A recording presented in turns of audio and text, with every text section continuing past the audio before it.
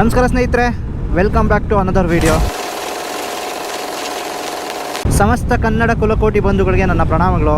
ಆಗುಂಬೆ ರೋಡಿಗೆ ಡೈವರ್ಟ್ ಆದಮೇಲೆ ಆಗುಂಬೆಗೆ ಹೋಗೋಕ್ಕೆ ಮನಸ್ಸಾಗಿಲ್ಲ.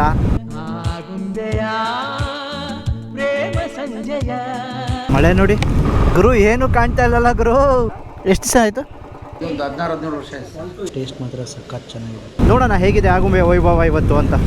ಏನಿದು ಆಗುಂಬೆ ಅಂತ ಹೆಸರು ಹೇಳಿದ ತಕ್ಷಣ ಮಳೆ ಜಾಸ್ತಿ ಆಗಿದೆ. ಇದು ಮಳೆ ಕಾಡಿನ ಮಳೆ. ಮಳೆ ಬಂತು,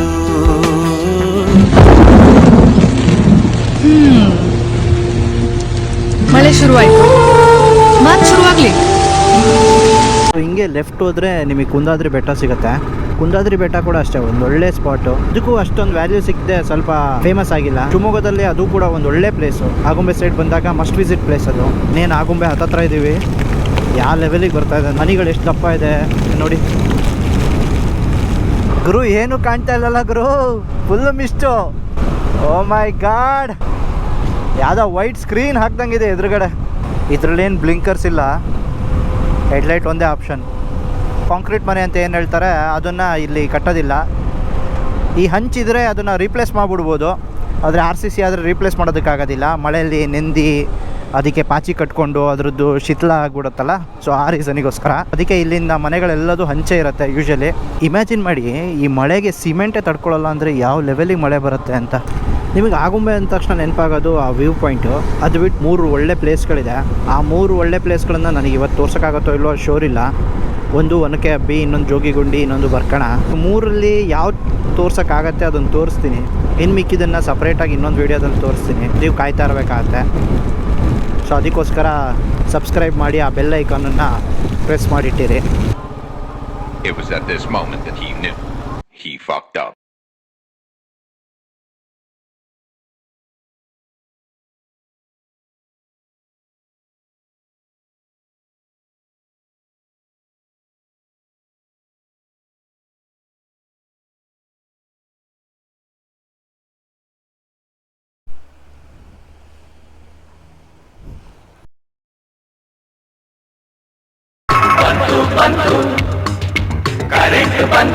ಜೋಗಿಗುಂಡಿ ವಾಟರ್ ಫಾಲ್ಸಿಗೆ ಹೋಗೋದು ತುಂಬಾ ಸುಲಭ. ನೀವು ಆಗುಂಬೆ ಎಂಟ್ರಿ ಆದ ತಕ್ಷಣ ಲೆಫ್ಟಿಗೆ ಹೋದರೆ ಶೃಂಗೇರಿ ರೋಡ್ ಇದೆ. ಆ ಶೃಂಗೇರಿ ರೋಡಲ್ಲಿ ಹೋದ ತಕ್ಷಣ ಇಮಿಡಿಯೇಟ್ಲಿ ಅಂದರೆ ಒಂದು 1 ಕಿಲೋಮೀಟರ್ ಅಥವಾ 2 ಕಿಲೋಮೀಟರ್ ಆದ ತಕ್ಷಣ ಒಂದು ರೈಟ್ ಟರ್ನ್ ಇದೆ. ಅಲ್ಲಿ ಬೋರ್ಡ್ಗಳು ಕೂಡ ಹಾಕಿದ್ದಾರೆ. ಸೊ ಹಾಗೆ ಹೋದರೆ ಸಾಕು. ಇವನ್ ಅಲ್ಲಿಂದ ಮುಂದೆ ಬರ್ಕಣ ವ್ಯೂ ಪಾಯಿಂಟ್ ಕೂಡ ಸಿಗುತ್ತೆ. ಇವನ್ ಬರ್ಕಣ ಫಾಲ್ಸಿಗೆ ಟ್ರೆಕ್ಕಿಂಗ್ ಕೂಡ ಇದೆ. ಬರ್ಕಣ ವ್ಯೂ ಪಾಯಿಂಟನ್ನು ನೀವು ನೋಡಬೇಕು ಅಂತ ಹೇಳಿದ್ರೆ ಅಲ್ಲಿಂದ ಮತ್ತೆ ಮುಂದೆ ಹೋಗಬೇಕಾಗತ್ತೆ ಜೋಗಿಗುಂಡಿಯಿಂದ ಅದೇ ರಸ್ತೆಯಲ್ಲಿ. ಎಷ್ಟು ದಿವಸ ಆಯಿತು? 4ನೇ ತಾರೀಕಿಂದ ಯಾವಾಗ ಓಪನ್ ಆಗ್ಬೋದು ಮತ್ತೆ? ಸೆಪ್ಟೆಂಬರ್. ಯಾವ ಫಾಲ್ಸು ಇಲ್ಲ. ಅದೇ ನೋಡಿದೆ, ಎಲ್ಲ ಕಡೆ ಹೋಗಿ ಬರ್ತಾ ಇದ್ದೀನಿ. ಏನಾದ್ರು ಇನ್ಸಿಡೆಂಟ್ ಆಯ್ತಾ ಅಥವಾ? ಇಲ್ಲ, ಮಂಜ ಇರುತ್ತೆ. ಅಲ್ಲಿ ಹೋಗಿದ್ದೆ, ತಲ್ಸಿ ಹಬ್ಬಿ ಅಂತಿದೆಯಲ್ಲ, ಅಲ್ಲಿ ರೀಸೆಂಟಾಗಿ ಇನ್ಸಿಡೆಂಟ್ ಆಯ್ತಂತೆ. ಅಲ್ಲಿ ಸ್ಟಾರ್ಟಿಂಗ್ ಮಳೆ ಸ್ಟಾರ್ಟ್ ಆಗೋಷ್ಟೊತ್ತಿಗೆ ಒಬ್ರು ಡೆತ್ ಆದ್ರು. ಅಲ್ಲಾದ್ಮೇಲೆ ಅವತ್ತು ಮಹಾರಾಷ್ಟ್ರದಲ್ಲೆಲ್ಲ ಆಯ್ತಲ್ಲ, ಅದ್ರ ಮೇಲಿಂದ ಫುಲ್ ಒಳ್ಳೇದೇ ಒಂದು ಲೆಕ್ಕದಲ್ಲಿ. ಜನಗಳು ಸರಿಯಾಗಿರೋದಿಲ್ಲ, ಸುಮ್ಮನೆ ನೋಡ್ಕೊಂಡು ಹೋಗಲ್ಲ. ಸುಮ್ಮನೆ ನೋಡ್ಕೊಂಡು ಹೋಗಲ್ಲ.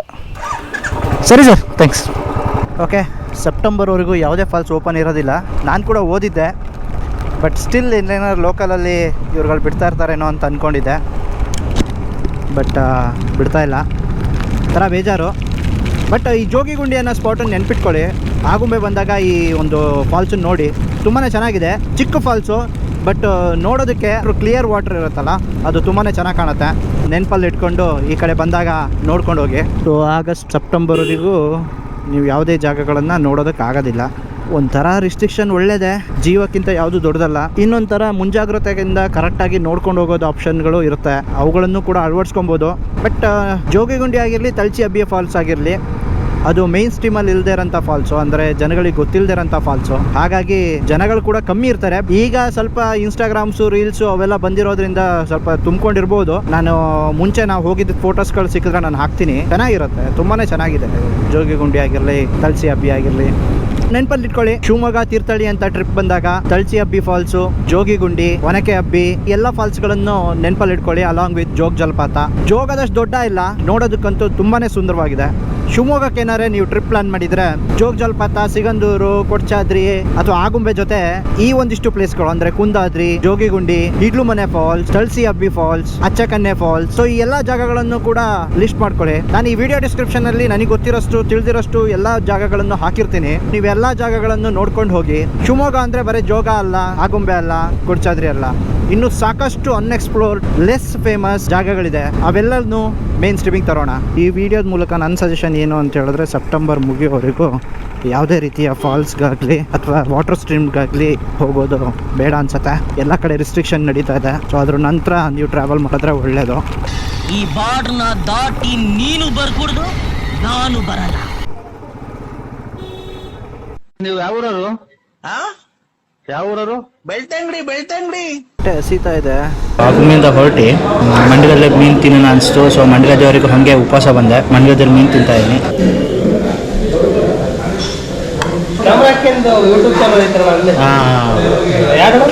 ಆದಿ ಟಾಕೀಸ್ ಅಂತ ನೋಡಿರ್ಬೋದು.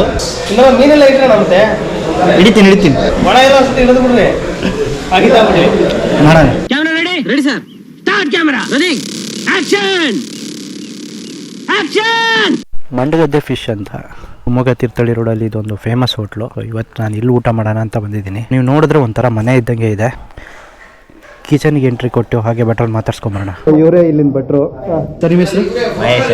Mahesh. Okay, doctor Mahesh. So ಇನ್ನೊಬ್ರು ಭಟ್ರು ಇಲ್ಲಿದ್ದಾರೆ. ಅವ್ರು ಯಾಕೋ ನಾಚ್ಕೊಂಡು ಸೈಡಲ್ಲಿ ಹೋಗ್ತಾರೆ. ನಿಮ್ಮ ಹೆಸರು? ಓಂಕಾರ. ಹಾಂ ಸರ್. ಎಷ್ಟು ವರ್ಷದಿಂದ ಸ್ಟಾರ್ಟ್ ಮಾಡಿ ಸರ್? ಒಂದು 16-17 ವರ್ಷ ಆಯ್ತು. ಬರೋದು ಬಾಯಿ ಹಾಕೊಂಬಿಟ್ಟೆ. ಸಖತ್ ಚೆನ್ನಾಗಿದೆ. ನೀವೆಲ್ಲರೂ ಒಂದ್ಸಲ ವಿಸಿಟ್ ಮಾಡಲೇಬೇಕಾದಂಥ ಜಾಗ ಇದು. ಟೇಸ್ಟ್ ಎಲ್ಲ ತುಂಬ ಚೆನ್ನಾಗಿದೆ. ಅದರಲ್ಲೂ ಫಿಶ್ ಫ್ರೈ ಅಂತೂ ಮಸ್ಟು. ಫಿಶ್ ಫ್ರೈ ಜೊತೆ ಎಗ್ ರೈಸ್ ಆರ್ಡರ್ ಮಾಡಿದ್ದೀನಿ. ನೋಡೋಣ ಹೇಗಿದೆ ಅಂತ. ಎಗ್ ರೈಸು ತೀರಾ ಅವರೇಜು, ಚೆನ್ನಾಗಿಲ್ಲ. ಬಟ್ ಈಗ ನೀವು ಇದ್ರ ಬದಲು ನೀರು ದೋಸೆ, ಅಕ್ಕಿ ರೊಟ್ಟಿ, ವೈಟ್ ರೈಸ್ ಅದನ್ನು ಟ್ರೈ ಮಾಡ್ಬೋದು. ಎಗ್ ರೈಸ್ ಅಷ್ಟು ಇಷ್ಟ ಆಗಿಲ್ಲ, ಬಟ್ ನೀರು ದೋಸೆ, ಗೀರ್ ದೋಸೆ ಎಲ್ಲ ಚೆನ್ನಾಗಿರುತ್ತೆ. ಇದು ಫಿಶ್ ಎಲ್ಲ ಎಲ್ಲಿಂದ ಸರ್? ಇಲ್ಲೇ ತುಂಗ ನದಿ. ಸೊ ಇಲ್ಲೇ ಫ್ರೆಶ್ ಫಿಶ್ ಅಂದರೆ ನೆರೆ ಎಲ್ಲ ಬಂದಿರೋ ಟೈಮಲ್ಲಿ ಫಿಶ್ಗೆಲ್ಲ ಚೆನ್ನಾಗಿ ಸಿಗತ್ತಲ್ಲ? ಇವಾಗಲೂ ಬಂತು. ಹಾಂ. ಬೆಳಗ್ಗೆ ಮತ್ತು ಸಂಜೆ ಟೈಮ್. ಒಳ್ಳೆದಾಗಲಿ ಸರ್. ಚೆನ್ನಾಗಿ. Thank you sir. ಬ್ಯಾಕ್ ಸೈಡಲ್ಲೇ ತೋಟ ಇದೆ. ಫ್ರೆಂಡ್ಸ್ ಒಟ್ಟಿಗೆ ಬಂದರೂ ಪಾರ್ಟಿ ಮಾಡ್ಕೊಂಡು ಎಂಜಾಯ್ ಮಾಡ್ಬೋದು. ಫ್ಯಾಮಿಲಿ ಒಟ್ಟಿಗೆ ಕೂಡ ಬರ್ಬೋದು. ಅಡಿಕೆ ತೋಟದ ಮಧ್ಯೆ ಊಟ ಮಾಡ್ದಂಗಿರುತ್ತೆ. ಮಂಡಗದ್ದೆ ಮೀನಿಗೆ ಸಿಕ್ಕಾಪಟ್ಟೆ ಫೇಮಸ್. ತುಂಬಾ ಚೆನ್ನಾಗಿದೆ. ಕಾಟ್ಲಾ ಮೀನು ಅಂತೆ, ತುಂಬ ಚೆನ್ನಾಗಿದೆ. ಚೆನ್ನಾಗಿತ್ತು ಅಂತ ಹೇಳ್ಬಿಟ್ಟು ಇನ್ನೊಂದು ಆರ್ಡರ್ ಮಾಡಿದೆ. ಫಸ್ಟ್ ಇದು ಕಾಟ್ಲಾ ಮೀನು, ಇದು ಗೌರಿ ಅಂತೆ. ನೋಡೋಣ ಹೇಗಿದೆ ಅಂತ. ನಂಗನ್ಸೋ ಪ್ರಕಾರ ಇಲ್ಲಿಂದ ಅಥೆಂಟಿಕ್ ಅಡುಗೆ ಅಂದರೆ ಫ್ರೈ, ದೋಸೆ, ರೊಟ್ಟಿ, ಮೀನು ಸಾರು. ಅದು ಬಿಟ್ಟು ಎಗ್ ರೈಸು ಅವೆಲ್ಲ ಅಷ್ಟು ಚೆನ್ನಾಗಿರಲ್ಲ. ಸೊ ಇಲ್ಲಿ ಬಂದರೆ ಫಿಶ್ ಫ್ರೈ, ರೊಟ್ಟಿ, ದೋಸೆ ಅವುಗಳನ್ನು ಟ್ರೈ ಮಾಡಿ. ತಿಪ್ಪೇಶ್ ಒಳ್ಳೆ BGM ಬೇಕಂತೆ. ಅವ್ರದ್ದೇ ರಿಕ್ವೆಸ್ಟು. ಸೊ ಅದ್ರ ಪ್ರಕಾರ ಮಾಡೋಣ.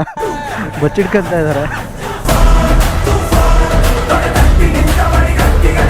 ಹಾಯ್ ಫ್ರೆಂಡ್ಸ್, ನೆಕ್ಸ್ಟ್ ಟೈಮ್ ಹೋಟ್ಲಿಗೆ ಬಂದರೆ ತಿಪ್ಪೇಶ್ ಅನ್ನೋರು ಇರ್ತಾರೆ, ಮೀಟ್ ಮಾಡಿ. ಒಳ್ಳೆ ಸರ್ವಿಸ್ ಕೊಡ್ತಾರೆ. ಚೆನ್ನಾಗಿದೆ. ಫಿಶ್ ಫ್ರೈ ಅಂತೂ ಮಸ್ಟ್ ಟ್ರೈ. ನಾನು 1 ಪ್ಲೇಟ್ ಆರ್ಡರ್ ಮಾಡಿದವನು ಮತ್ತೊಂದು ಸತಿ 2 ಪ್ಲೇಟ್ ಆರ್ಡರ್ ಮಾಡಿದೆ. ತುಂಬಾ ಚೆನ್ನಾಗಿದೆ. ನೆಕ್ಸ್ಟ್ ಟೈಮ್ ಬಂದಾಗ ಈ ಕಡೆ ಸೈಡ್ ಅಂದರೆ ತೀರ್ಥಹಳ್ಳಿ ಶಿವಮೊಗ್ಗ ಈ ಸೈಡ್ ಬಂದಾಗ must visit. Shivamogga Thirthahalli highway Shivamogga ಸೈಡಿಂದ ಬಂತಂದ್ರೆ ಲೆಫ್ಟ್ ಸೈಡಲ್ಲಿ ಇದೆ ಇದು ಮಂಡಗದ್ದೆ ಫಿಶ್ ಅಂತ.